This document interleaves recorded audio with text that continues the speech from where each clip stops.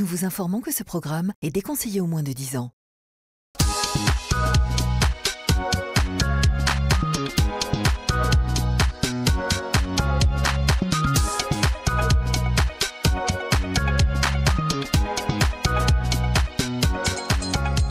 Bienvenue dans ce nouveau numéro de Tellement Vrai, consacré aujourd'hui aux tueurs en série. Héros de nombreux films à succès, les tueurs en série fascinent depuis toujours le grand public. Tellement Vrai a donc voulu en savoir plus et vous propose 2 documentaires inédits. Existe-t-il des points communs entre chaque meurtrier? Quelles sont leurs motivations, leurs méthodes? Comment fait le FBI pour décrypter leurs pensées et parvenir à les arrêter? Dans la peau d'un tueur en série, un documentaire Tellement Vrai. L'identification de ces personnes est un véritable défi. Les autorités estiment que plus de 200 meurtres non élucidés sont le fait de tueurs en série. I think most people want to expect that a murderer is going to be the guy that's foaming from the mouth. Well, when you look at a picture of Ted Bundy and he could be your attorney, and that upsets people because they want to protect themselves. You don't want to run into a guy like that. Unfortunately, you can't tell. We want serial killers to be like Charlie Manson, to have a wild-eyed look and a swastika tattooed in the center of their forehead. And we'd like to know them when we see them, and we get uncomfortable when we have someone who is a successful businessman and married and seemingly normal, but it's the mask of sanity. Underneath this, they have a second alternate life that they're leading that is very pathological, but is for them the most rewarding. 2 to 4% of the population probably are have some recognizable psychopathic traits, so they're out there. I guess I'd call it joy of being a serial killer, is to know that you can do it without emotional consequences. And these guys, I think, get a real kick out of it. They kill initially for the thrill, like taking a drug for the first time, and they get a high. And then maybe they'll do it again a year later. But it takes more and more of the substance, which is murder, to make them feel normal. Serial killers are the closest personification we have to evil because we can't figure out why they're doing what they're doing. Some identify with these serial killers for the wrong reasons. They might like to do it, but they just don't really dare to do it, and they live sort of vicariously. You have guys like Vlad the Impaler, who was the original Dracula, who killed hundreds of people. Now, he did it sort of out in public because he was the prince of the Transylvanian Principality, and so he wasn't being secretive about it, but he nevertheless seemed to take the same kind of delight that a serial killer takes from killing, the same sense of power, the sense of control that these guys get. And so this was, hundreds of years ago. Les contes et les cauchemars prennent une nouvelle vie au cinéma. Hollywood is fascinated with serial killers because normal people are fascinated with serial killers. But we have a fascination with monsters. We always have. We have a fascination with darkness as humans. And these evil folk, we ask ourselves, how do they get to be this way? Is there something in them that's in me? Le tueur en série dont on a sans doute le plus parlé est Jack l'Éventreur. Plus d'un siècle après ces horribles crimes, il est toujours le sujet de livres et de films. Good morning, ladies and gentlemen. Today is a very historic day. Bottom line, BTK is arrested. He's been going to the grocery store with us. He's been going to church with us. He's been sitting beside us in the movie theater. It was confusing. It did not make any sense. Not for the Dennis Rader that I know that sat in this pew in church. I thought I knew this guy for over a year, and you just don't know people. Le long cauchemar de Wichita débute le 15 janvier 1974. Charlie Otero, alors âgé de 15 ans, rentre de l'école et découvre une vision d'horreur. My world was turned upside down. My family was killed, and I found them all. I smelled the death, the fear, those smells and those senses have never left me. I can sense fear from a block away. They were all strangled, bound, the parents. She was found on the bed, strangled by the neck and gagged. She was gagged. The father was on the floor in a similar position. He had also been strangled. The little boy was in his bedroom, fully clothed, but he had 3 plastic bags over his head, plus duct tape around his neck.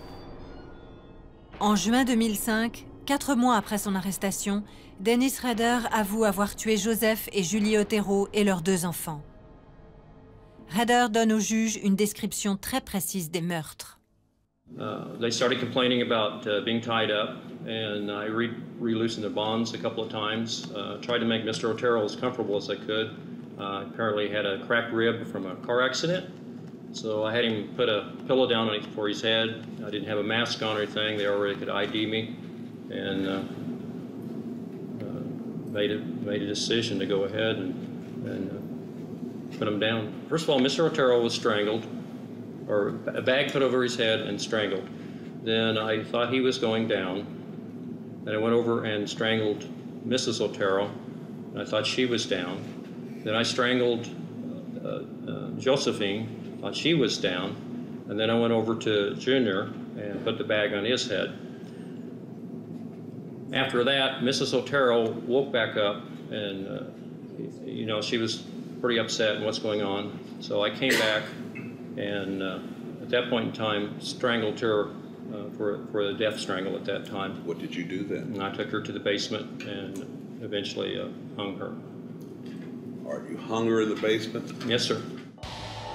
A family of 4 murdered in a ritual-style killing. That had never happened in the Wichita area before. It just didn't happen in Wichita, Kansas. It didn't happen out here on the plains of Kansas. A ritual serial killing was something that happened on the East Coast or on the West Coast in New York or LA, but certainly not in the heartland. So the Otero murder was the first time that we knew we had a crazy person out there. La police est perplexe, la communauté stupéfaite. Qui peut bien vouloir tuer une famille sans histoire comme les Otero? En avril 1974, Rader frappe à nouveau. Ses victimes sont Catherine Bright, 20 ans, et son frère cadet, Kevin. I have many, what I call them projects. They were different people in the town that I followed, watched. Kathleen Bright was one of the next targets, I guess, as I would indicate. How did you select her? Just driving by one day, and I saw her go in the house with somebody else, and I thought that's a possibility. I broke into the house and waited for her to come home. She and Kevin Bright came in. I wasn't expecting him to be there. I think I had him tie her up first, and then I tied him up. Basically, I moved her to another bedroom, and he was already secure there by the bed. I tied his feet to the bedpost, at the bottom of the bedpost, so he couldn't run. Kind of tied her in the other bedroom, and then I came back to strangle him. And at that time, we had a fight. When I started strangling, either the parent broke or he broke his bonds, and he jumped up real quick like. I pulled my gun and quickly shot him, hit him in the head. He fell over. I could see the blood, and as far as I'm concerned, I thought he was down. Went back to finish the job on Catherine, and she was fighting, and at that point in time, I'd been fighting her. The strangulation wasn't working on her, and I used a knife on her. You say you used a knife on her. Yes. What did you do with the knife? I stabbed her. She said either stabbed 2 or 3 times, either here or here. Maybe 2 back here and 1 here, or maybe just 2 times back here. You were pointing to your lower back and your yeah, underneath the ribs. And your lower abdomen? Yeah, underneath the ribs. I heard him escape. It could be one of the 2. But all of a sudden, the front door of the house was open, and he was gone. And I tell you what I thought. I thought the police were coming at that time. I heard the door open. I thought, no, that's it. And I stepped out there, and I could see him running down the street. So I quickly cleaned up everything that I could and left. Kevin va chercher de l'aide, appelle la police et décrit l'assassin de sa sœur pour l'établissement d'un portrait robot. At the time, Kathy Bright was not tied into or connected in any way to the Otero murder. There were some similarities, but the investigators at the time still were not thinking serial killer type person. Personne ne reconnaîtra Dennis Rader d'après ce portrait robot. Puis, fin 1974, un appel anonyme annonce à des journalistes qu'une lettre est cachée dans la bibliothèque municipale. Le Wichita Sun en publie des extraits le 11 décembre. It said everything. It said the reason why he was killing. It said why he was writing the letters, why he was communicating with the media. He wanted publicity. Les autorités ignorent que la lettre est de Dennis Rader. Il signe BTK. Bind, torture, kill. Traduisez ligoter, torturer, tuer. Rader prévient la police qu'il y aura d'autres victimes. And then is when we became involved with the FBI, asked them for assistance, and with other profilers in the area of serial killers as to who might help us put some kind of an identity together for identifying this, to determine whether or not is he going to do it again. Les agents du FBI et les enquêteurs de Wichita espèrent tous que BTK commettra une erreur, quelle qu'elle soit. Mais le consensus ne va pas plus loin. We were being told all along that the type of the individual we're looking for is a loner. This is a person that will not fit in. This is a person that will go from job to job. This is a person that cannot maintain any kind of a relationship for any length of time. But we just kept coming back to the fact that we didn't think that was right. At the very early stages of profiling, when we were just really taking a stab at doing this, it was obvious this is a sexually sadistic offender. En mars 1977, près de 3 ans après le meurtre de Catherine Bright, Rader tue à nouveau. I met a young boy and asked him if he ID some pictures. Kind of as a ruse, I guess, a ruse as you call it, and kind of feel it out. And saw where he went, knocked on the door, and told him I was a private detective. And at that time, I had the gun here, and I just kind of forced myself in. I just walked in, just opened the door, walked in, and then pulled the pistol. Ce jour-là, la mère de l'enfant, Shirley Vayan, 26 ans, est à la maison, souffrante. I told Miss Vayan that I had a problem with sexual fantasies, and I proceeded to tie the kids up, and they started crying and got real upset. So I said, "Oh, this is not going to work." So we moved them to the bathroom. She helped me. We tied one of the bathroom doors shut so they couldn't open it, and she went back and helped me shove the bed up against the other bathroom door.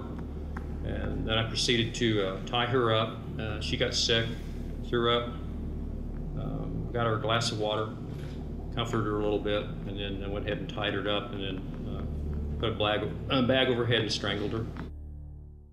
9 mois plus tard, Nancy Fox, 25 ans, est la nouvelle victime de Rader. She was spotted, and then I did a little homework. I dropped by once to check the mailbox to see what her name was, and then I just selected a night, which was this particular night, to try it, and it worked out. I confronted her, told her there I had a problem, sexual problem, that I would have to tie her up and have sex with her. She was a little upset. We talked for a while. She smoked a cigarette. She finally said, well, let's get this over with so I can go call the police. And I said, okay. And she said, can I go to the bathroom? I said, yes. She went to the bathroom and I told her when she came out to make sure that she was undressed. I handcuffed her, had her lay on the bed, and then I tied her feet. And then I was also undressed to a certain degree. And then I got on top of her, and then I reached over, took either her feet were tied or not tied, but anyway, I think I had a belt. I took the belt and then strangled her with a belt at that time. Cette fois-ci, Rader signale lui-même le meurtre. Yes, you will find a homicide at 843 South Pershing. Nancy Fox. I'm sorry, sir, I can't understand you. What is the address?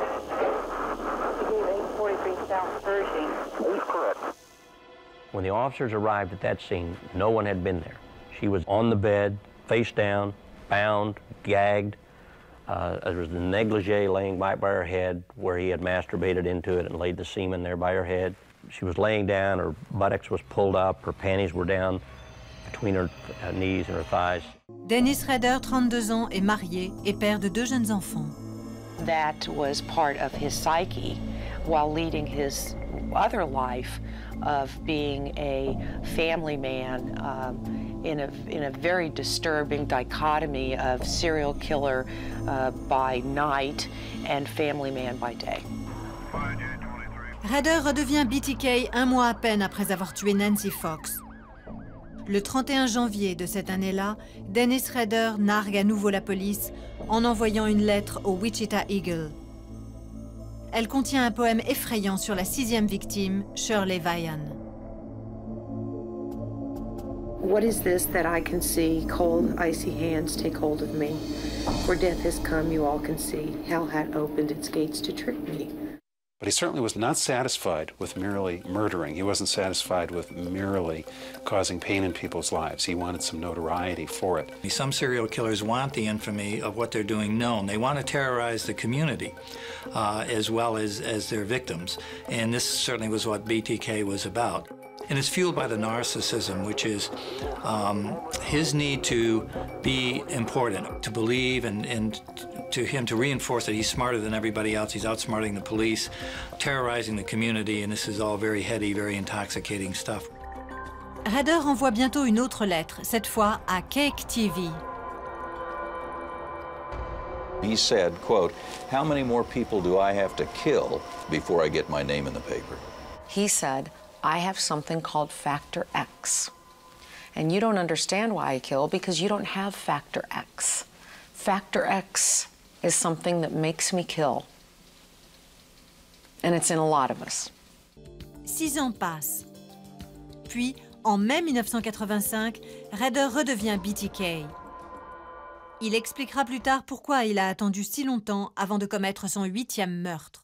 If you read much about serial killers, they go through what they call the different phases. That's one of the phases they go through as a trolling stage. Basically, you're looking for a victim at that time. And that, you could be trolling for months or years. But once you lock in on a certain person, then you become stalking. And that might be several of them, but you really home in on that person. They basically become that's the victim. Cette fois-ci, Vicky Wegerle, 28 ans, ouvre à un homme qui prétend travailler pour une compagnie téléphonique. C'est en fait Dennis Rader. I told her I was going to have to tie her up. She was very upset, and I think I used some material that was in, and that's another thing. I'm not sure, but I think I used the material that they had in their bedroom. And after I tied her hands, she broke that, and we started fighting. And we fought quite a bit, back and forth. All right, she was physically fighting you? Oh, yeah. Yes, sir. Mm-hmm. What happened then?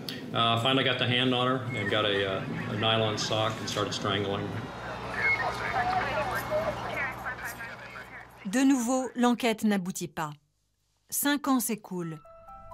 En 1991, Dolores Davis, 62 ans, est la 10e victime. Au tribunal, Dennis Rader dit être entré chez Davis par effraction et avoir prétendu être un homme recherché qui avait besoin d'un repas et d'une voiture. Le corps de Dolores Davis sera retrouvé 12 jours plus tard sous un pont. Il n'y a toujours pas de suspect. Les recherches s'activent, mais Dennis Rader, le tueur en série, ne réapparaîtra pas avant 13 ans. Everybody thought that BTK was a dead case. Everybody thought that he had either been arrested and incarcerated or that he had died. So everybody kind of forgot about BTK until 2004 when he started communicating again. And then he began terrorizing a whole new generation of Wichitans. Le 17 mars 2004, les bureaux du Wichita Eagle reçoivent une lettre. Elle contient une photocopie du permis de conduire de Vicky Wegerle et des photos de la scène du meurtre en 1991. We knew he had a whole inventory of items that he had taken from the various crime scenes, and that the probability is he was holding on to those. We knew he was taking pictures at the crime scene. 2 mois plus tard, une nouvelle lettre adressée à la station Cake TV. Elle contient un message énigmatique. Look at the words that are found in that puzzle. The words like cruise, sex, build up, steam, go for it. And then he talks about his MO, you know, fake ID. Et plus inquiétant encore, ce qui semble annoncer un livre. The BTK story, a serial killer is born, dawn, fetish, fantasy world, the search begins, BTK haunts PJ. And it went through the chapters 1 through 13. Seemed like he was referring to a killing that was a part of another chapter. First of all, we didn't believe it was BTK because it had been so long, and I think the police department and the FBI were very skeptical that this guy could be BTK. But obviously he began enclosing information that only BTK would know about, including items from the victims, pictures that only BTK would have taken. And then everybody was just really taken back My God, the story has started up again. Here we go again down this same path. How could this be? He started giving us trophies back, which was totally contrary. Here he'd saved these things for, what, 25 years plus, and now he started leaving them out. Not only did he give them back, but he left them out in such an area of town where they could have literally been picked up and thrown away. I mean, someone could have walked right past them. Au cours des mois suivants, les lettres et les paquets affluent. Ils sont laissés près de poubelles ou envoyés aux médias. Every time we got a letter, we'd give it to the police department, but we'd also do several stories on it. He'd respond again. We'd get a letter, the police department would respond to the letter, have a news conference, then he'd respond again. En janvier 2005, Rader passe la vitesse supérieure. Il envoie une carte postale à Cake TV et fait passer un message très personnel. And then it said, to the news team, thank you for getting the message out. And then it said, P.S., sorry about Susan's and Jeff's cold. My co-anchor and I had colds, and we referred to our colds on the air. Really creepy, really spooked us out. When you compare the first communications to this last year's communications, you'll see a definite change in his tone. The first communications were full of anger. They were full of rage. He just almost wanted to reach out and hit you through his communications. And the later communications, the ones that we started receiving here in the last year or so, there was a tone change. He had a pattern in mind. Puis, le 16 février 2005, une disquette arrive à KSAS, une chaîne de télé locale.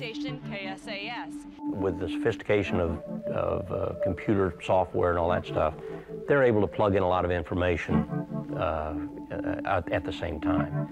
And of course, the technology with the disc and all the stuff that came out, they were able to narrow it down pretty quick. La disquette vient d'un ordinateur de la Christ Lutheran Church de Wichita. Le 25 février, la police arrête Dennis Rader, 59 ans, administrateur en chef de l'église. There was no basis to believe that there was any accomplice, that there was anybody else involved, and that Dennis Rader was BTK. And upon his arrest, it became as crystal clear as it could be that Dennis Rader was BTK. Après l'arrestation, la police rend visite au révérend Michael Clark de la Christ Lutheran Church. Clark n'est pas près de l'oublier. I mean, it was confusing. It did not make any sense. Not for the Dennis Rader that I know that sat in this pew in church, was my council president at the time, and has done a lot here since, just in the 4 years that I've been here. L'arrestation de Rader choque le Kansas et l'Amérique. He was the guy next door. He was going to our church. He was shopping with us.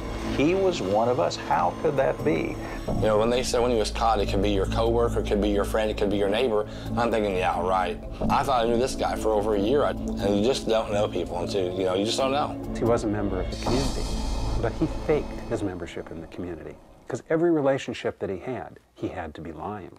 Every relationship he had to be telling people untruths. He had to be betraying their trust in order to maintain the secret world that he had. En apparence, Dennis Rader semblait tout à fait normal.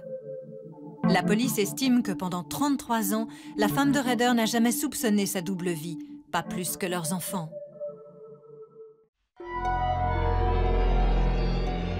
Ed Gein is the superstar of serial killers in a way because he actually wore their skin and ate their flesh and stuff like that. It's insane. You murder somebody and you wear their skin? It's nuts. That's, you eat their flesh, you cannibalize them? Hey, it doesn't get crazier than that. It's beyond being human. Le père d'Ed Gein meurt en 1945. Sa mère décède 5 ans plus tard. Ed condamne sa chambre et la préserve tel un sanctuaire. And he's a nice man, just like anybody else. The only difference I'd say in the man, he seems to be a little odd. Yeah. He's sort of the poster child, if there is any such a thing as a typical sort of background or history. Ed Gein has it with the abusive childhood and a very domineering maternal figure in his life.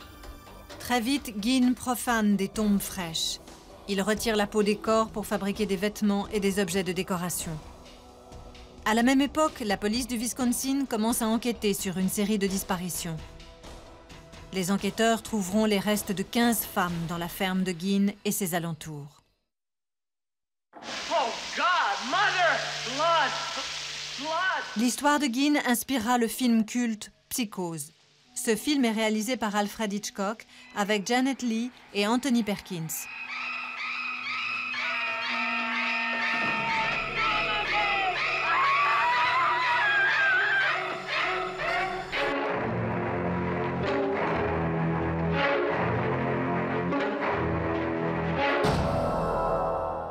Gein inspirera d'autres films, dont Le silence des agneaux et Massacre à la tronçonneuse.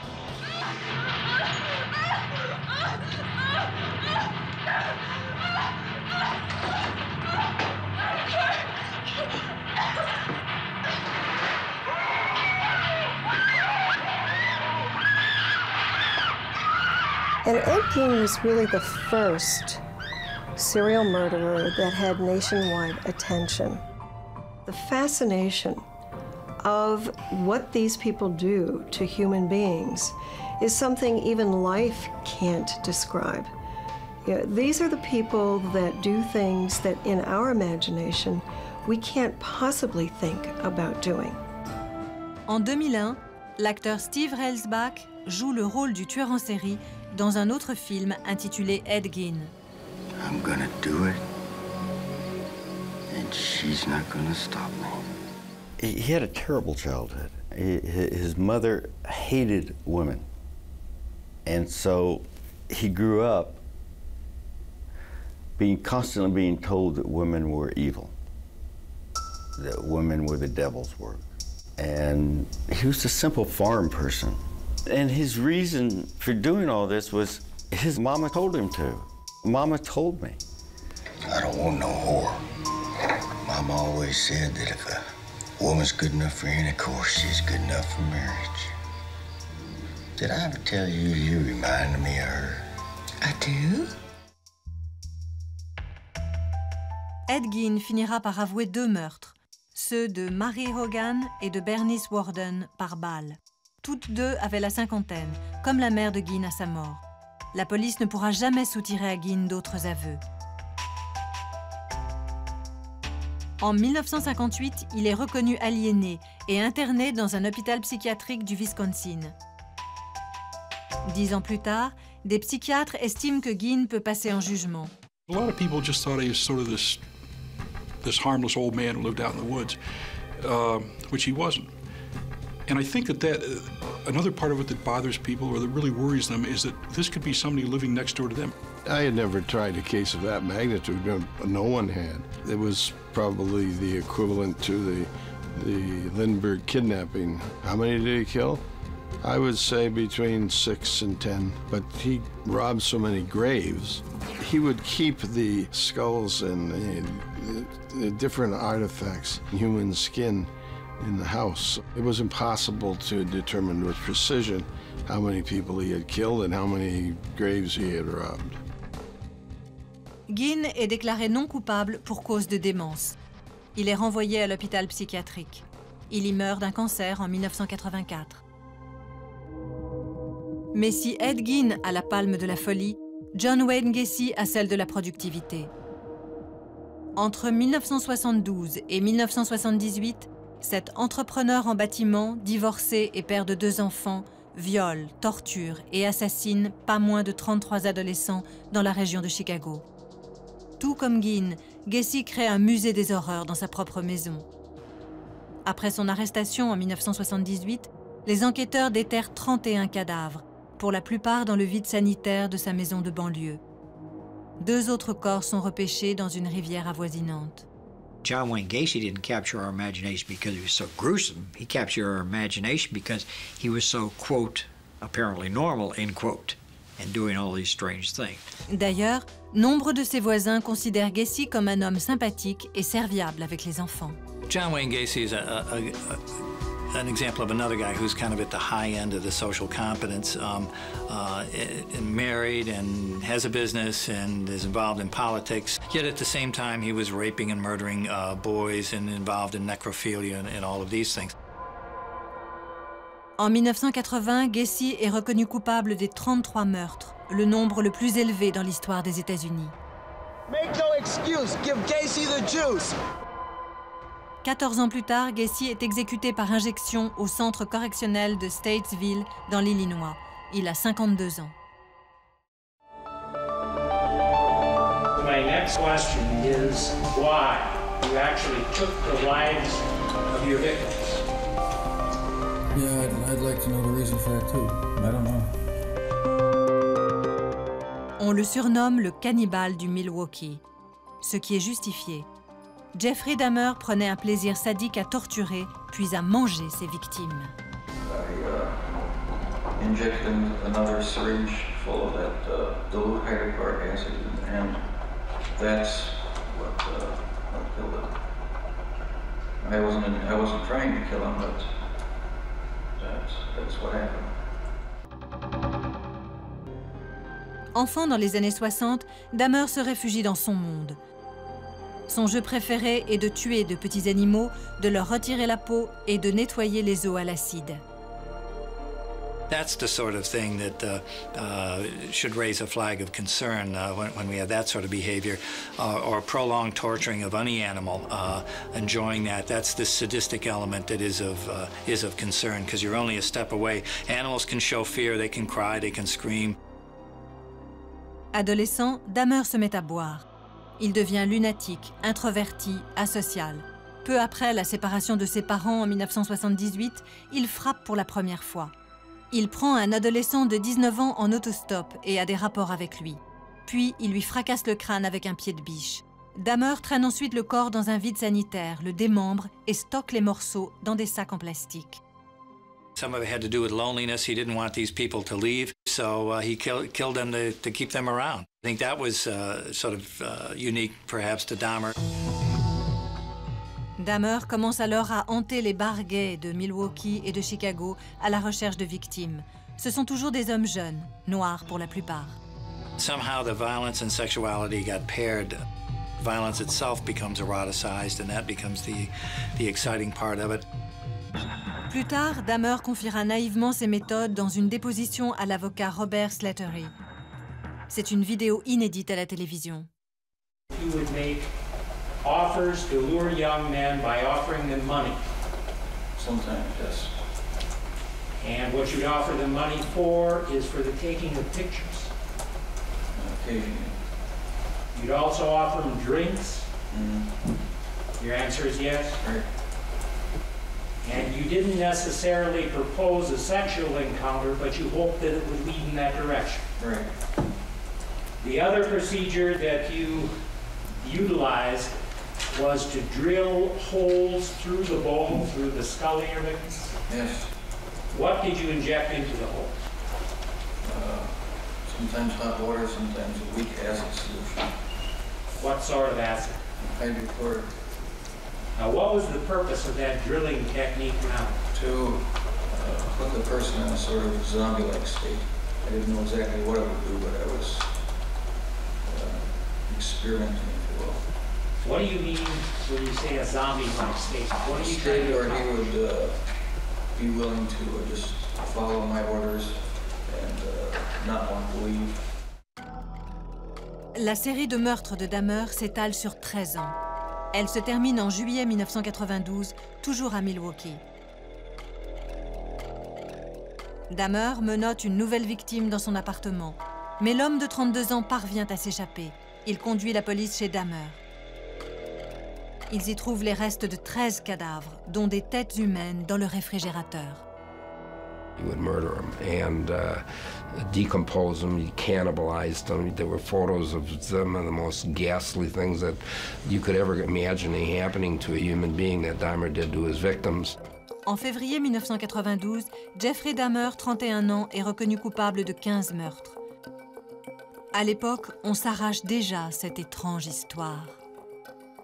Everybody was trying to do a Dahmer thing, you know. It was sick, disgusting, exploited for money. Book writers, movie makers. It's okay for them to make money, but God forbid that the families of the victims should get anything for what happened to them. Jacobson lance un procès civil contre Dahmer. Le juge attribue aux familles une somme totale de 120 millions de dollars pour préjudices moraux. Mais d'où vient cet argent? Sûrement pas de la poche de Dahmer. We had actually, in LA, arranged with some writers, and how we were going to do it was that Jeffrey Dahmer would be interviewed face-to-face and filmed. And basically, for his first-person story rights, you know, Jeffrey, how'd you get to be such a sick individual that did so many demented, disgusting things with your victims? You know, that story was worth $1 million. Dahmer refuse de parler. Jacobson a alors une autre idée. Il est difficile d'y croire. We knew that the 311 items that were confiscated by the police from Jeffrey Dahmer's apartment, which included the vat that he used to boil down his victims, the hypodermic needle he used to lobotomize his victims, the cutting utensils he used to cut up his victims, the acids he used, and the lava lamp, everything else that was in that apartment would have a value. Le même juge décrète que les familles des victimes ont le droit de saisir la propriété personnelle de Dahmer. So that was our plan. We were going to have a Jeffrey Dahmer auction and sell off to the highest bidder all of Jeffrey Dahmer's assets. Plus troublant encore, les chaînes de télé du monde entier se bousculent pour filmer les enchères en exclusivité. Mais l'idée est jugée révoltante, surtout à Milwaukee. What ultimately happened there was that Joe Zilber, who was a philanthropist, wealthy property owner in Milwaukee, did not want to see something like that happen. He did not want a Jeffrey Dahmer auction. He thought it would be terrible for the world, terrible for Milwaukee. He stepped up and ended up, through negotiations, paid us $430,000, which then was divided up amongst all of the victim families. My fee, of course, I gave to charity, and that's how that ended. Oui, mais la collection morbide est toujours là. Joe Zilber finira par faire détruire les biens de Dahmer. Jeffrey Dahmer mourra en prison, battu à mort par l'un de ses co-détenus. Les criminologues s'accordent sur le fait que Dahmer a le profil de la plupart des tueurs en série, un homme blanc de moins de 35 ans.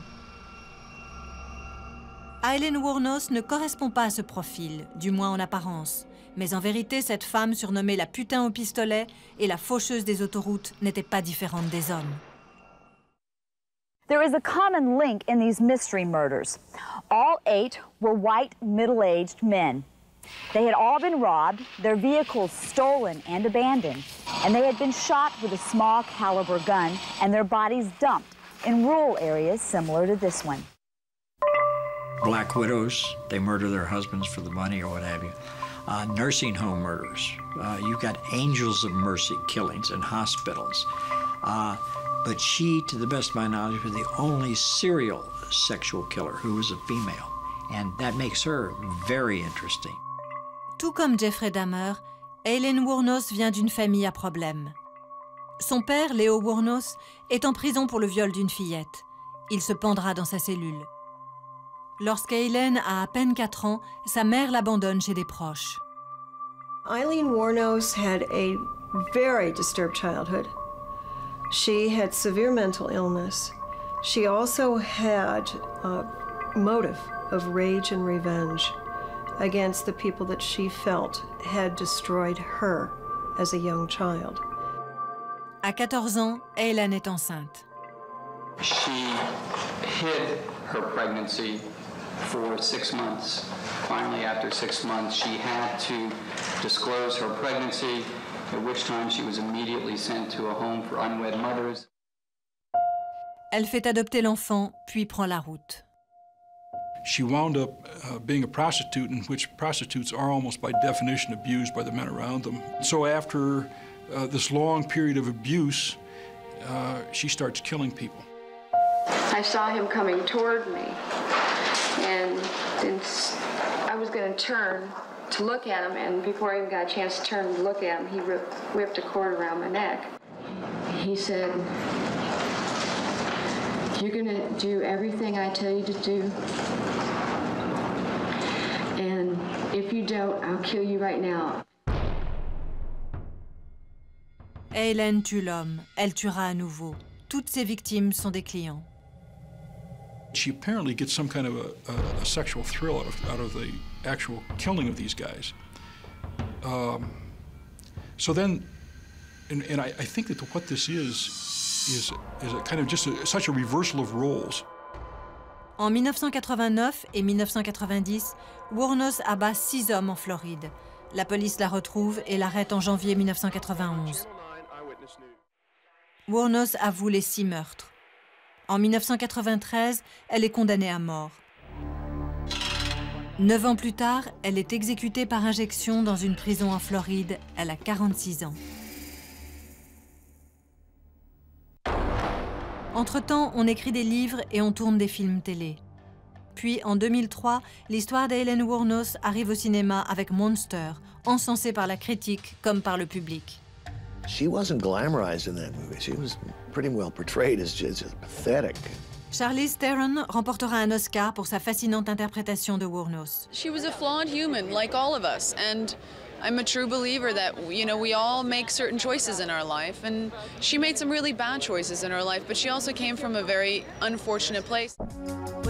Nous savons tous que les tueurs en série sont capables des crimes les plus inconcevables. Mais une question subsiste. Pourquoi ce besoin de tuer?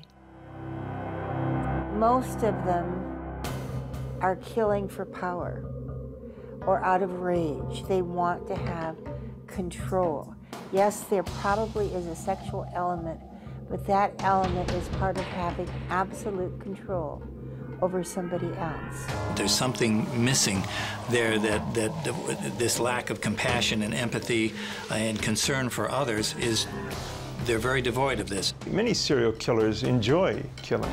I think it was Ted Bundy who said that when he was strangling a victim or killing a victim, and he saw the life go out of the eyes, that was the greatest moment. He felt like God.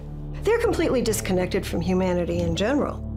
And that's very difficult for people to understand because as human beings, we look at people and say, how could you possibly do something like that? How could you make that person suffer? How could you eat them? How could you dismember them? But to the serial murderer, there's absolutely nothing of any meaning to the act that they do. There's an ability to kill in the most ordinary people. Sometimes it goes back to the idea that we're sort of flipping back into the Stone Age, that this is the old killer instinct that is buried in the human soul as a kind of survival mechanism that propels us to kill, or at least allows us to kill. Le débat fait rage.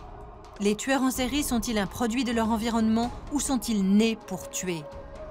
There may be a genetic predisposition to violence, and then if somebody has that and they're brought up in an abusive environment, then we're almost guaranteed to create a monster. But we also know that a lot of people have been brought up in abusive environments and they do not become serial killers and serial rapists or violent offenders. So it isn't just nature alone, it isn't just nurture alone. It's quite often some not well understood nature-nurture tango that create violent offenders. Something goes wrong in prenatal life. This is not passed down in families.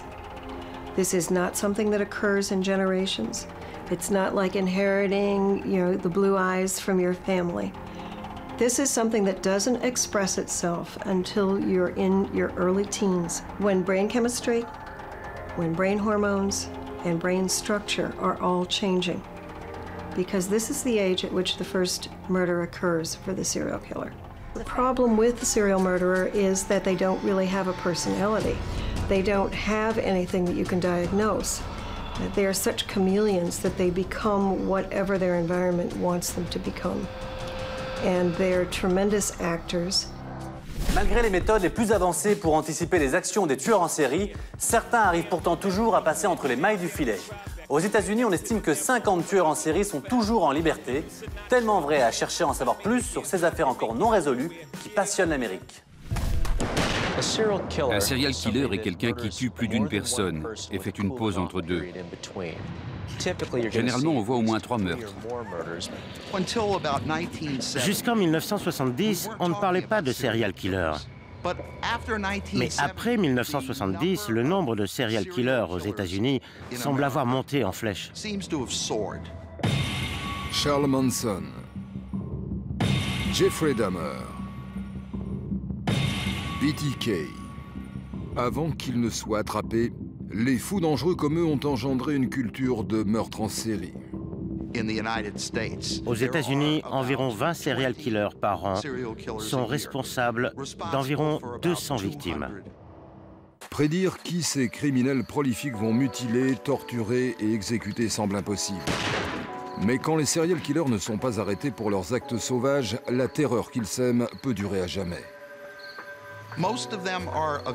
La plupart sont arrêtés, mais quelques-uns peuvent courir dans la nature pendant longtemps, accumulant les victimes. Quand on entend le terme serial killer dans son quartier, ça évoque les images de nos peurs les plus folles, de quelqu'un qui va nous prendre par surprise ou venir dans notre refuge et faire du mal à ceux qu'on aime. Les meurtres en série sont rares dans des endroits comme Boca Raton en Floride. L'oasis côtière est célèbre pour son opulence et pour son paradis du shopping. Mais pendant 9 mois en 2007, un tueur a transformé le centre-ville en un terrain de chasse à l'homme. Ce centre commercial est très fréquenté et ces crimes sont arrivés en plein jour. On en a parlé. Nous avons un serial killer dans la nature. La première victime est Randi Gorenberg, 52 ans et mère de 2 enfants. Randi était pleine de vie. Elle avait une personnalité magnétique. Quand elle riait, on avait envie de rire avec elle. Le matin du vendredi 23 mars 2007, Randi va faire des courses au centre commercial du centre-ville. Elle n'est jamais revenue. J'ai reçu un coup de fil de mon gendre. Il était hystérique au téléphone. Il m'a dit « Heidi, venez ici immédiatement ». On est arrivé à la maison et j'ai vu mon petit-fils assis par terre, appuyé contre un poteau.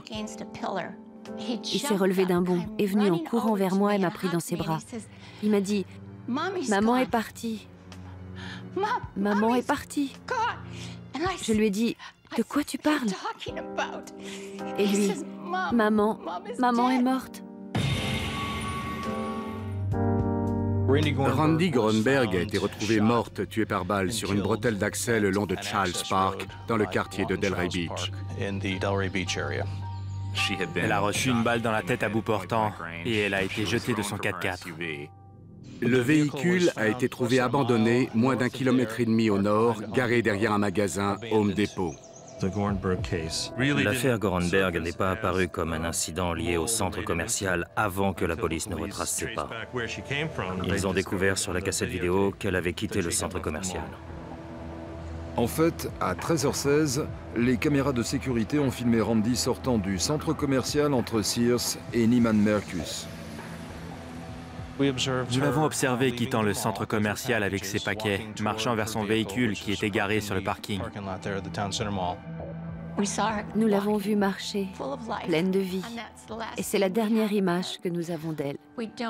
Nous ne l'avons pas vue monter dans sa voiture.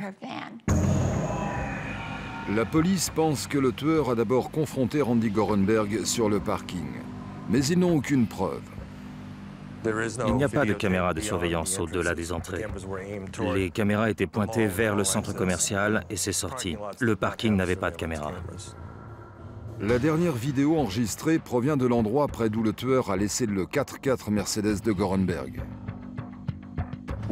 Nous avons récupéré une vidéo près du magasin Home Depot qui montrait une Mercedes arrivant sur le parking juste après le meurtre. Nous ne savons pas pour l'instant ce qui s'est passé pendant ces 40 minutes après qu'elle a quitté le centre commercial. Les articles qu'elle avait achetés n'étaient pas dans le véhicule. Elle n'avait plus les tennis Puma qu'elle portait ce jour-là, ni son sac à main Kuba. Randi Gorenberg portait des bagues que sa famille n'a pas reconnues. Il est possible qu'elle ait acheté ces bagues au centre commercial ce jour-là, mais la police enquêtait sur la possibilité que quelqu'un lui ait mis ces bagues.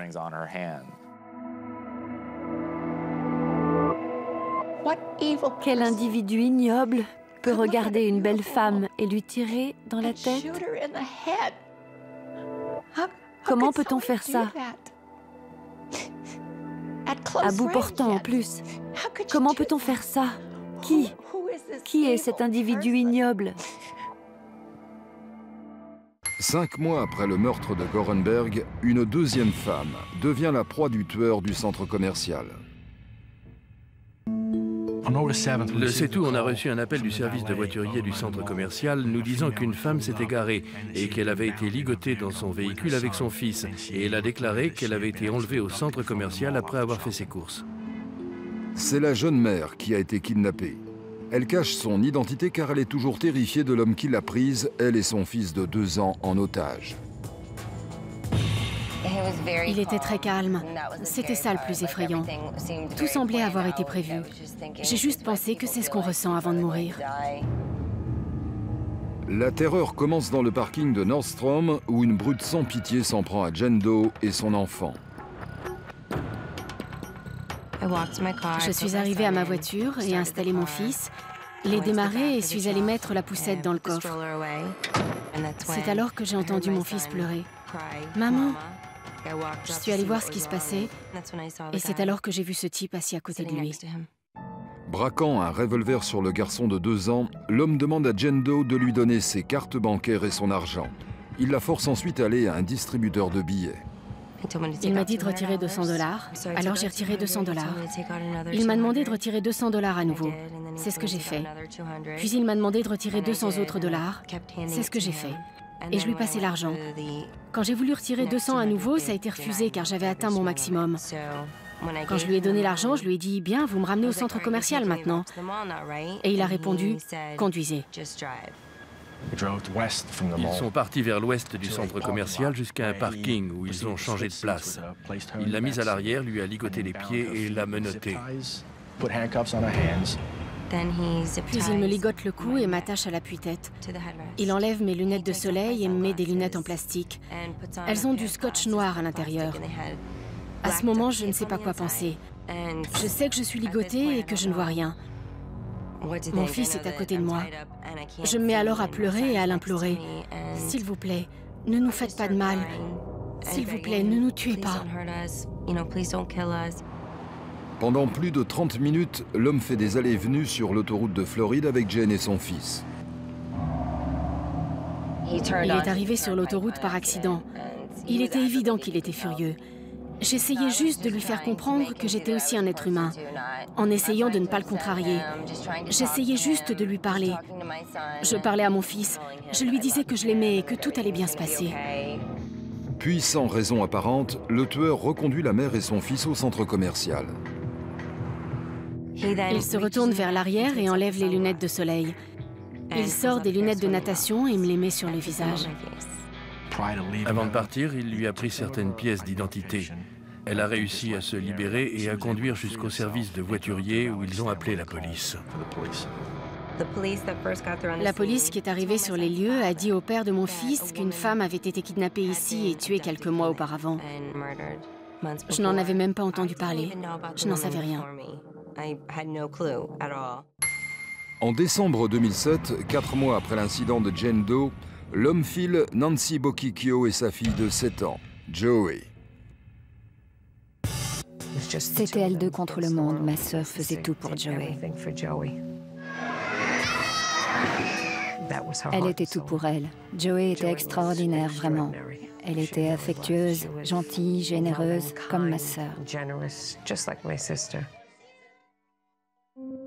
Le mercredi 12 décembre 2007, quelques jours avant son 8e anniversaire, Joey et sa mère vont au centre commercial du centre-ville. Sa fête d'anniversaire était prévue pour le samedi, alors Joey était excitée. Le gâteau est cuit!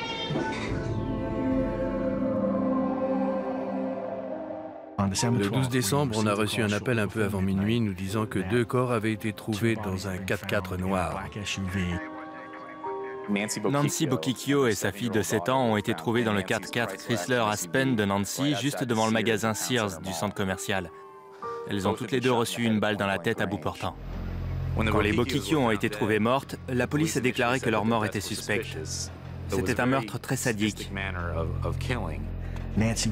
Nancy a été ligotée, sa fille aussi. Nous pensons qu'elles ont été tuées dans le véhicule, mais en ce qui concerne où cela s'est passé, à savoir au centre commercial ou à un autre endroit, pour l'instant, nous ne savons pas. Nous pensons que le suspect ne l'a pas suivi depuis le centre commercial.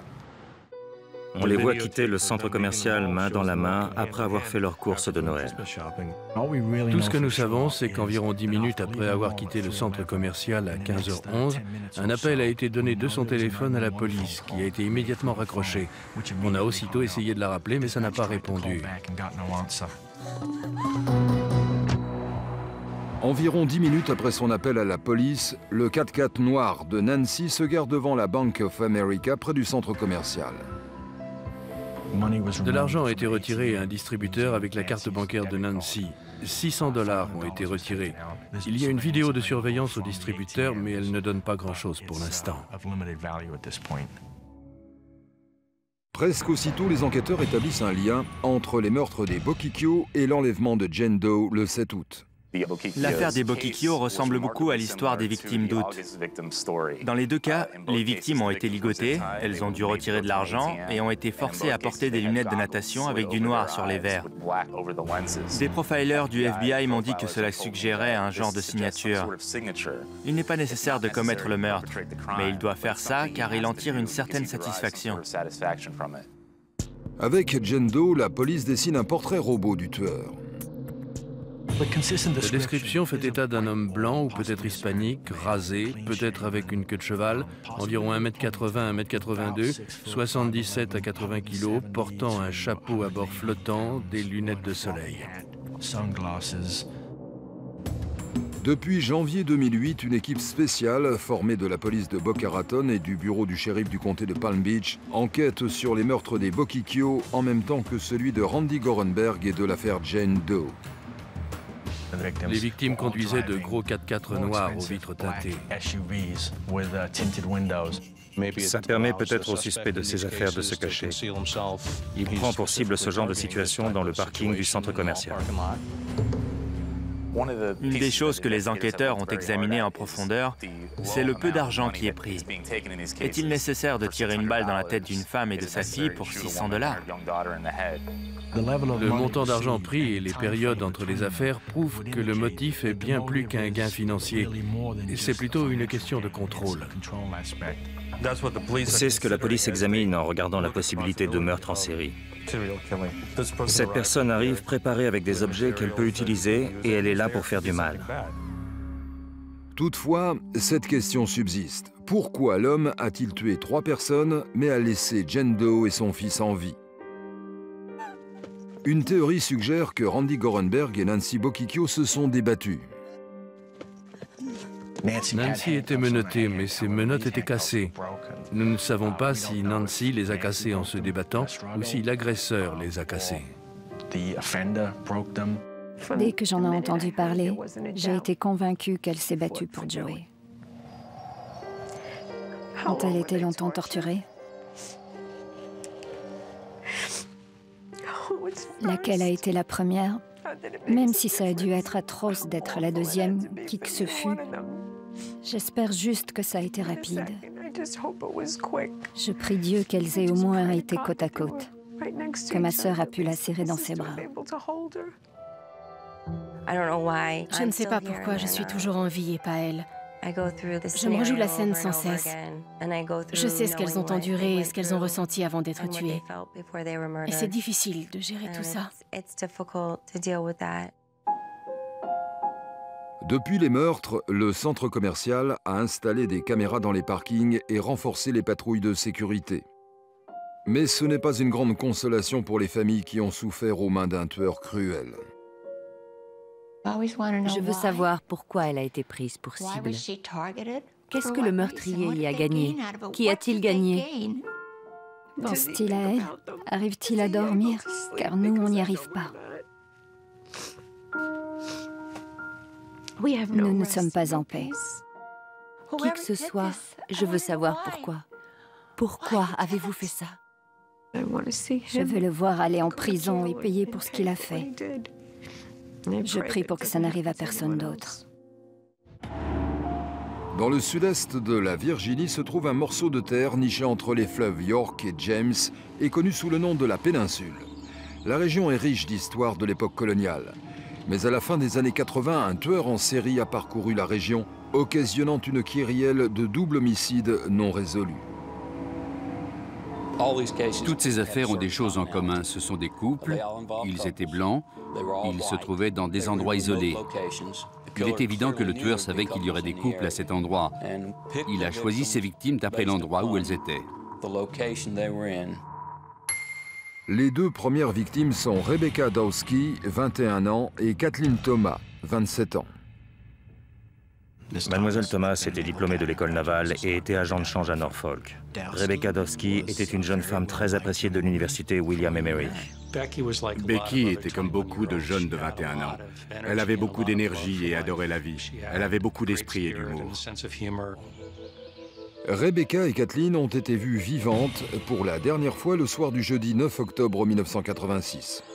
Nous savons que Becky était au centre informatique de l'université. On n'a pas réussi à savoir où était son amie. Ce jeudi soir, elles ont été vues dans un restaurant près de Yorktown. Il y a un trou de 4 à 6 heures pendant lequel il est difficile de savoir où elles étaient. Mais pendant ce temps-là, elles ont été tuées. Il est possible qu'elles aient quitté le pub de Yorktown et qu'elles aient été accostées ailleurs. Le vendredi matin, un jogger trouve Rebecca et Kathleen mortes dans une voiture sur une colline près de Colonial Parkway. Rien ne montre que le motif était le vol. Leur sac était là avec leur carte bancaire, leur carte d'identité et de l'argent en espèces. Kathleen était dans le coffre de sa Honda et Rebecca a été retrouvée sur le siège arrière. Elles ont été étouffées. Le médecin légiste pense qu'elles ont été étranglées avec quelque chose comme une corde à linge qui avait un nœud coulant. On a la preuve qu'elles ont été ligotées. Elles avaient la gorge tranchée. Le tueur s'est acharné. Elles ont été emmenées là-bas pour une raison ou une autre, pour se débarrasser des corps ou de la voiture. Je ne sais pas pourquoi cet individu a choisi cet endroit. Je pense qu'elles ont été choisies car elles semblaient vulnérables à cette personne qui cherchait des victimes. On dirait que ça a été une attaque violente, pas forcément préparée. Je pense que le tueur est tombé sur elles et pour une raison ou pour une autre, il a été mis dans une rage folle, il les a tuées et s'est débarrassé d'elles. Le plus difficile a été d'aller à la morgue pour identifier le corps. Ça a été très dur de voir ce que cette personne lui avait fait. Il l'a étranglée, puis il lui a tranché la gorge. J'ai réalisé comme cette mort a dû être difficile. Ce n'est pas quelque chose qui se fait rapidement. Nous avons fait une enquête approfondie et nous avons mobilisé beaucoup d'hommes pour essayer de résoudre l'affaire. La police a eu beaucoup de suspects, mais les pistes et les espoirs se sont épuisés. Puis les autres meurtres ont commencé. 11 mois s'écoulent avant que le serial killer naissant n'exécute Robin Edwards, 14 ans, et David Knobling, 20 ans. David était complexe. Il pouvait être un petit monstre, comme la personne la plus gentille du monde. Il était très prévenant. C'était un gentleman. Il avait son appartement, sa voiture, il avait un bon travail, gagnait bien sa vie, il se reprenait en main. Le soir du dimanche 20 septembre 87, David rencontre Robin Edwards pour la première fois. Ils n'étaient même pas censés se rencontrer. Moi et mon cousin Jason voulions retrouver Robin. David devait simplement nous conduire à la salle de jeux vidéo. On y est resté pendant au moins 1h30. Puis on est parti et on a déposé Robin. Ensuite, moi, David et Jason sommes revenus à la maison. Je crois qu'il était environ 23h30. David a dit qu'il devait aller quelque part. Il est parti et c'est la dernière fois qu'on l'a vu. Les autorités ne savent pas où David est ensuite allé. Elles pensent que vers minuit, il a retrouvé Robin et qu'ils sont allés ensemble à la réserve naturelle de Ragged Island.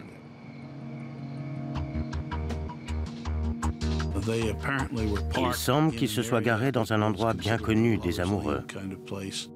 Il pleuvait, la voiture a été trouvée par un adjoint du shérif tard dans la nuit.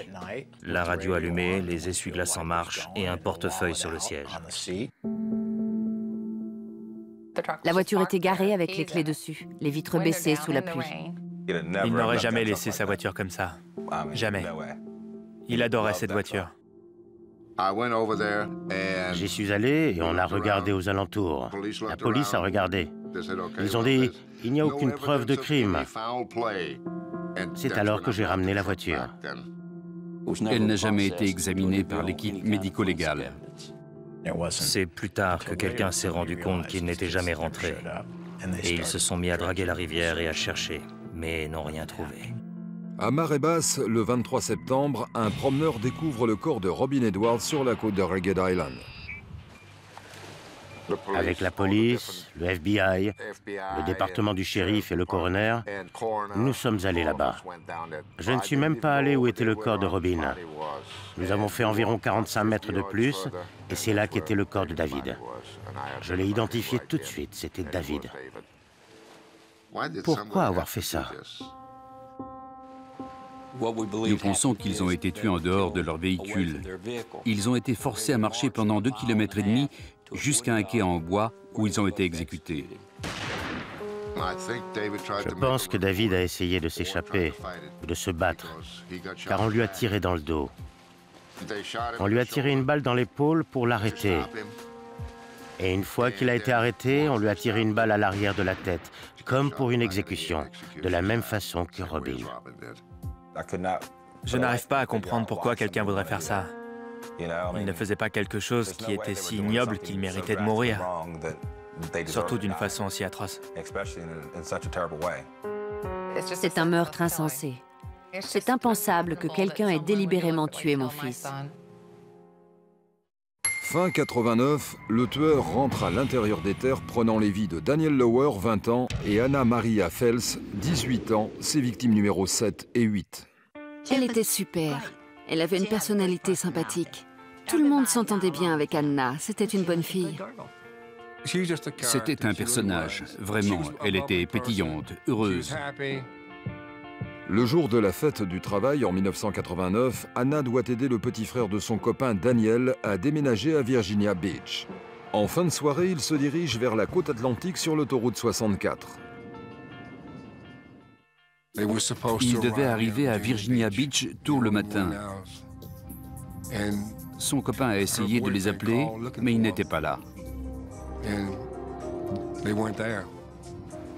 Il était 5 heures le lendemain matin. La police m'a dit qu'ils avaient une bonne et une mauvaise nouvelle. La bonne, ils avaient trouvé la voiture. La mauvaise, il n'y avait personne. Rien. Je me suis senti abattu. J'espérais que tout allait s'arranger, mais j'ai pensé au pire. Leur voiture s'est arrêtée sur une aire de repos en direction de Virginia Beach. Anna Maria et Daniel se dirigeaient vers l'est, mais leur voiture a été trouvée sur l'aire de repos de New Kent, qui est de l'autre côté de l'autoroute, dans la direction opposée de celle qu'ils étaient censés prendre. L'employé de l'aire de repos a signalé une voiture qui est restée là toute la nuit. La Chevy Nova abandonnée de Daniel porte la signature du serial killer présumé des affaires précédentes. À l'intérieur, la police trouve les clés sur le contact, le portefeuille de David, certains de ses vêtements et le sac d'Anna. Une couverture du siège arrière manque. Ça n'a aucun sens. Il n'aurait pas laissé la voiture et encore moins son sac, ou rien de tout ça. Un jeune homme ne se sépare pas de sa voiture. Il ne va pas laisser sa voiture sur l'aire de repos. Quelque chose de terrible est arrivé pour les séparer. Terrible. La police a réalisé. Nous avons une disparition, sinon un double homicide. C'était horrible. Quelque chose manque, ça fait mal et on veut le retrouver. Le 19 octobre, après 6 semaines de recherche, des forestiers trouvent les restes de Daniel et d'Anna sur un chemin de terre à environ 3 km de l'aire de repos. Ces chasseurs de sangliers sont dans les bois et ils trébuchent sur des os recouverts d'une couverture. C'est la couverture de la voiture. Les corps sont sérieusement décomposés. Daniel Lauer avait reçu des coups de couteau, mais l'autopsie ne pouvait classifier sa mort autrement que comme un homicide. Anna Maria Phelps avait été poignardée et c'est sûrement la cause de sa mort.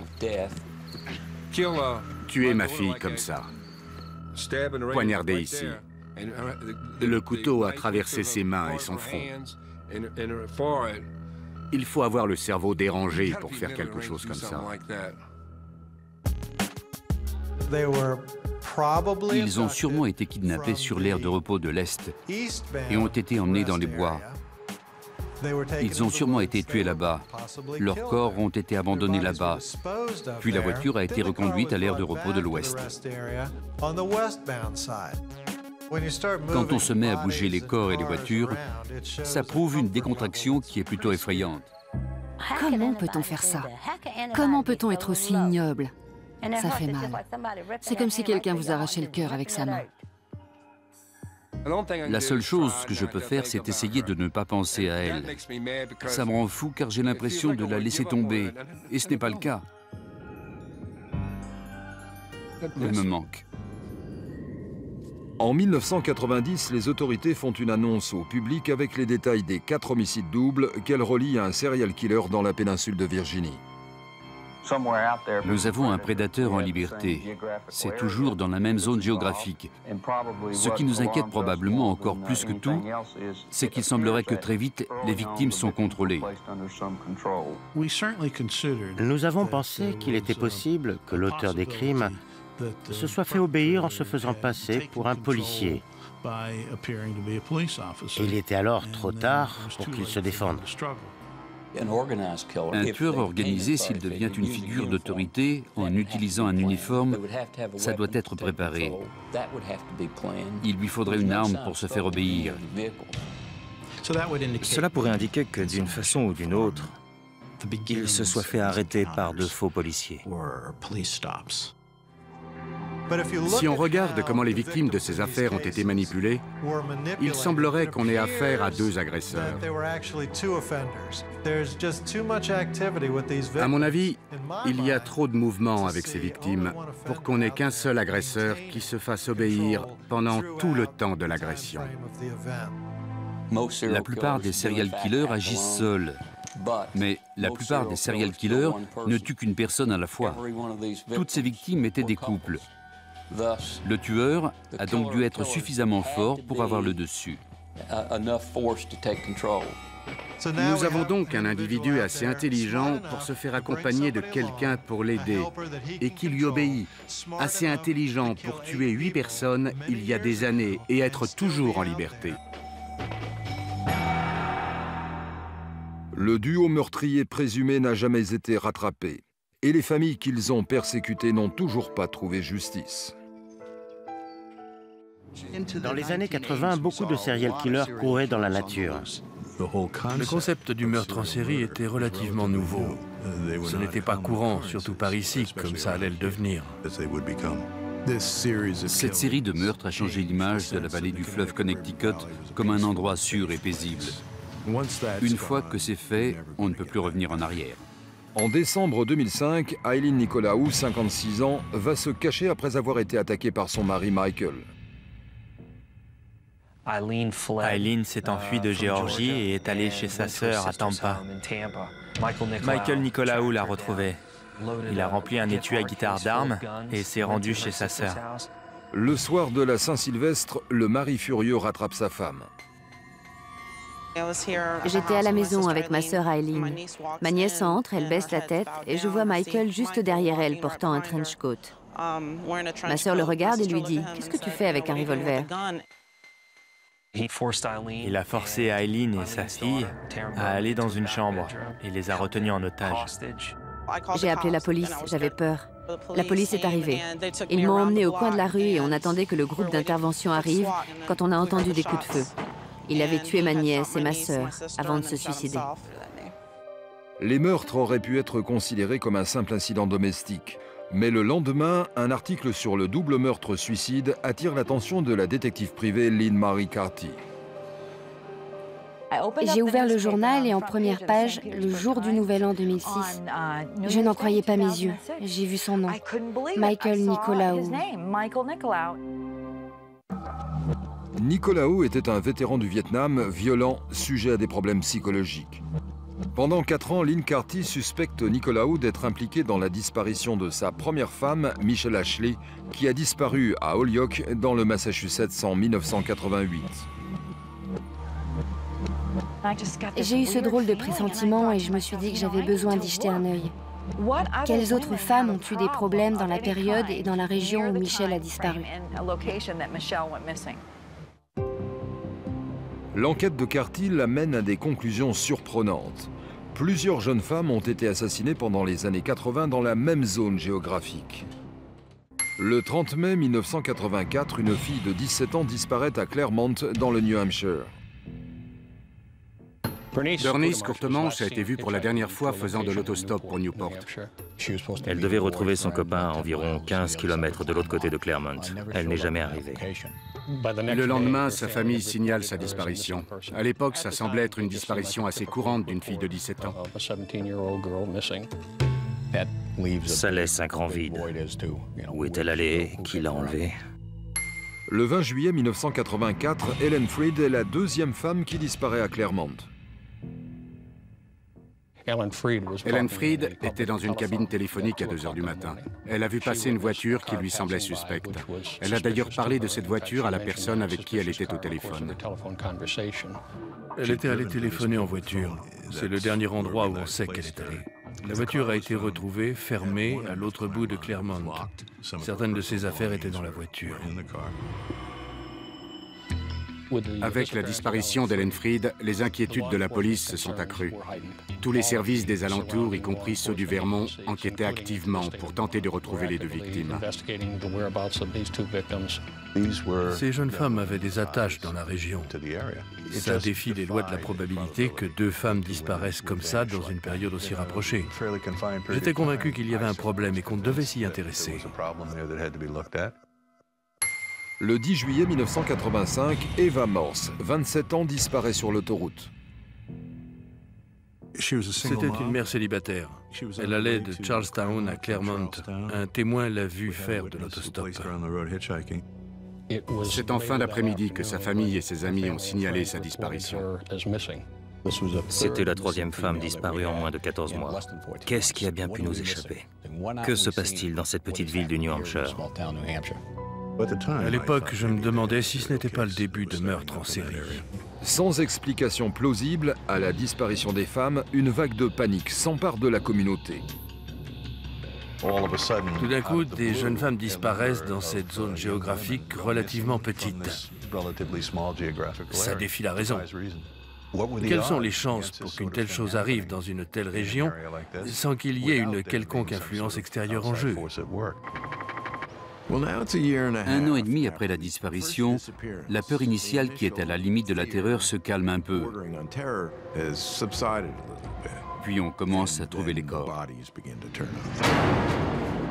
Le 19 septembre 1985, un événement important se produit. Le corps d'Ellen Freed est découvert près de la rivière Sugar. C'est l'endroit où le corps d'Ellen Freed a été retrouvé à environ 180 mètres là-bas au milieu des arbres et des sous-bois. Lors de l'autopsie, certains signes sur les os ont laissé supposer qu'elle avait pu être poignardée. 4 jours plus tard, un autre corps réapparaît à 50 km de Claremont dans le New Hampshire. La 2e des 3 femmes disparues est retrouvée. C'est le 19 avril 1986 que des randonneurs ont trouvé le corps de Bernice Courtemanche dans les bois. Dans cette rivière, à environ 270 mètres en amont. Bernice avait disparu 2 ans auparavant. Son corps est retrouvé près de la rivière Sugar, la même rivière où la police avait retrouvé les restes d'Ellen Freed 7 mois plus tôt. L'autopsie révèle des ressemblances entre les meurtres de Bernice Courtemanche et les morts de Linda Moore et d'Ellen Freed. Nous avons pu établir la cause de la mort, et elle a été provoquée par des coups de poignard. 6 jours plus tard, le corps d'Eva Morse est retrouvé à West Unity dans le New Hampshire. Eva avait disparu en juillet 1985, et c'est environ 12 mois plus tard que son corps a été retrouvé sur Dunham Road. La décomposition était à un stade avancé, mais nous avons tout de même réussi à établir la cause de la mort, coup de couteau. À ce moment-là, j'étais certain qu'un serial killer opérait dans la région. Les meurtres avaient tous le même thème général. Les femmes avaient toutes une blessure au cou, ce qui est enseigné aux soldats pour paralyser leurs victimes. L'utilisation du couteau était un premier renseignement. Ensuite, et ce qui est encore plus important, tuer avec un couteau est un meurtre plutôt intime. Les assassins qui tuent avec un couteau ne sont pas courants. Avoir plus d'un assassin au couteau dans la vallée est vraiment peu probable. La victime suivante, une jeune femme rentrant chez elle tard le soir sur Old Homestead Highway dans le New Hampshire. Le 6 août 1988, Jane Borowski s'arrête chez Gormalows, dans la ville de Swansea. Elle revenait d'une fête. Il était environ minuit et demi. Elle était enceinte de 7 mois à l'époque. Il faisait très chaud et humide. Ils avaient des distributeurs automatiques, alors je suis allée me chercher un soda et je suis revenue à ma voiture. C'est alors que j'ai remarqué qu'un véhicule s'était garé à côté de moi. C'était une Jeep Wagoneer, mais je n'y ai pas fait plus attention que ça. Et tout d'un coup, il se met à marcher vers l'arrière de ma voiture. J'avais peur. Il a ouvert sa porte, a essayé de l'attraper par le poignet. Elle l'a repoussé du pied. Je me suis mise à crier. En fait, j'ai crié si fort que ça a fait exploser les vaisseaux sanguins de mes yeux. Ensuite, il a sorti un couteau et me l'a mis sous la gorge. Il a fini par prendre le dessus, l'a traîné sur le parking et a commencé à la poignarder. Il m'avait coupé au cou et j'ai couru. Il m'a plaqué au sol comme un joueur de rugby, m'a maintenue à terre et s'est mis à me poignarder. Tout ce dont je me souviens, c'est d'essayer de protéger mon bébé, d'essayer que le couteau n'atteigne pas mon ventre. À ce moment-là, Jane fait semblant d'être morte. Le suspect remonte dans son véhicule et s'en va. Il s'est levé et s'est éloigné en étant très calme, serein, comme si rien ne s'était passé. J'étais sur le dos, je me suis retournée pour me mettre à 4 pattes, et au moment où j'étais à 4 pattes, je l'ai vu rouler à côté de moi. C'est une vision que je n'oublierai jamais. Fait extraordinaire, il ne l'a pas poignardé dans le ventre. Jane a réussi à se lever, à retourner à sa voiture et à conduire pour trouver de l'aide.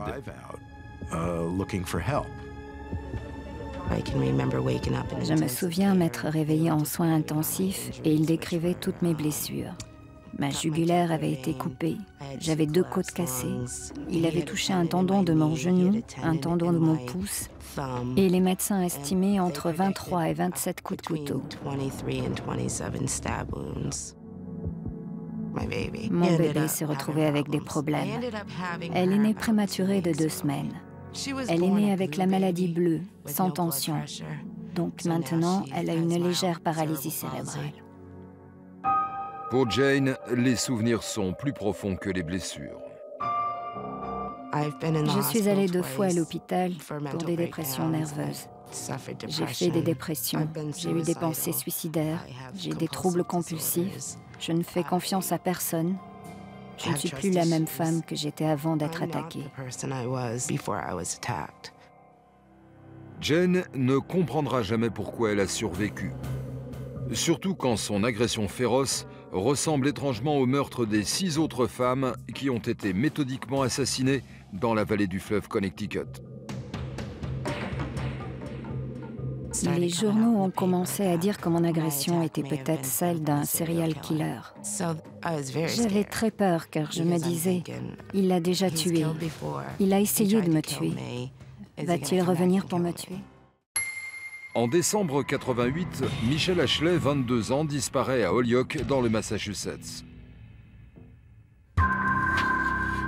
Quand la police est arrivée à son appartement, ils ont trouvé les cadeaux de Noël enveloppés sous le sapin. Rien n'avait été ouvert. Il y avait de la nourriture périmée dans le réfrigérateur. Avant de disparaître, Michelle aurait dit à sa mère « Si je disparais, c'est qu'il m'a tué ». en faisant référence à son mari vétéran du Vietnam, Michael Nicolaou. Mais pendant 13 ans, l'affaire de la disparition n'est pas diffusée. Quand la police a enfin interrogé Michael Nicolaou à ce sujet, sa première réponse a été de dire qu'il ne savait pas de qui il parlait. Ça m'a immédiatement alerté. J'ai appelé Michael Nicolaou et je lui ai dit que la mère de sa femme m'avait engagé pour trouver sa fille Michelle et ses 2 petits-enfants. Où sont-ils? Il m'a répondu, « Les petits-enfants vont bien, mais Michelle était une salope. Elle s'est enfuie avec un dealer. » Et il m'a dit, « Comment m'avez-vous trouvé ?» Dans un virage qui ramène l'histoire à son point de départ, Nicolaou est le même homme qui tuera plus tard sa seconde femme, sa belle-fille et lui-même en 2005. Les morts violentes confirment les recherches de Lynn-Marie Carty. Le héros de guerre était un homme dangereux au passé psychologique fragile. Ses coéquipiers de vol pendant la guerre nous ont raconté des histoires assez surprenantes sur l'amour qu'il portait à son couteau. Il posait son hélicoptère en territoire ennemi, sortait son couteau, les laissait là en plein danger et disait « Je pars à la chasse à l'homme ». On avait un homme dont le passé correspondait à l'association d'un esprit méthodique et d'un esprit sauvage. Il y avait suffisamment de points d'interrogation pour qu'on commence à s'intéresser à lui. C'est alors que Lynn a commencé à mettre au jour des renseignements sur les meurtres de la vallée du fleuve Connecticut. Lynn-Marie m'a contacté au début 2006, après que Michael Nicolaou s'est suicidé. C'était incroyable. Tout correspondait. J'ai vu sa photo et j'ai dit, oui, il y a des ressemblances. Quand je regarde Nicolaou, j'ai l'impression de regarder le croquis. Je suis absolument certaine que c'est Nicolaou qui m'a attaqué. Michael Nicolaou a peut-être emmené dans la tombe le secret de qui a commis ces agressions féroces. Mais en attendant que la police résolve ces crimes, les familles vont continuer à vivre sans pouvoir tourner la page. On a besoin d'en savoir plus que ce qu'on n'aurait jamais voulu savoir. Ne pas avoir de conclusion, c'est comme si le meurtre était gratuit. Je me sens chanceuse d'avoir survécu. Mais je me sens aussi coupable. Je veux des réponses tout comme leur famille. Je pense toujours aux familles. Beaucoup. J'aimerais que nous puissions trouver ce qui est arrivé à ces personnes, pourquoi et qui est responsable. Je ne suis pas certain que ça arrivera un jour. Il est trop tard pour ces victimes, mais pour leur famille et la société en général, l'espoir que ces serial killers seront trouvés et arrêtés avant qu'ils ne recommencent est toujours présent. La science et la technologie ont bien avancé et on a créé des outils pour les attraper quand ils font une erreur. Les tests médico-légaux ont grandement évolué. On peut maintenant travailler sur des échantillons, comme des taches de sang, d'anciennes affaires, dans lesquelles l'ADN était trop abîmé. L'avenir est excitant. Je pense que nous allons continuer à en apprendre plus sur le fonctionnement de leur cerveau, sur les signes avant-coureurs de ce genre de comportement, ce qui nous permettra peut-être de développer des traitements pour un serial killer naissant à l'adolescence ou la préadolescence. Nous avons beaucoup plus de méthodes sophistiquées qu'avant pour attraper les serial killers. Il est difficile d'être plus malin que les autorités aujourd'hui. Ils finiront par se faire prendre pour quelque chose, et ils seront alors mis dans le système. Dès qu'ils feront un faux pas, ils seront soumis à des analyses et seront rattachés aux affaires où ils ont laissé leur ADN. On imagine toujours les serial killers comme des personnes solitaires, exclues de la société. Mais en réalité, ils sont extraordinairement ordinaires. Ils ne ressemblent pas aux monstres qu'ils sont, et c'est pourquoi il est si difficile de les arrêter. Ce numéro spécial consacré aux tueurs en série est maintenant terminé. Merci de nous avoir suivis et puis vous le savez, on se retrouve très vite pour un nouveau numéro de Tellement Vrai sur Énergie 12, bien sûr. Ciao.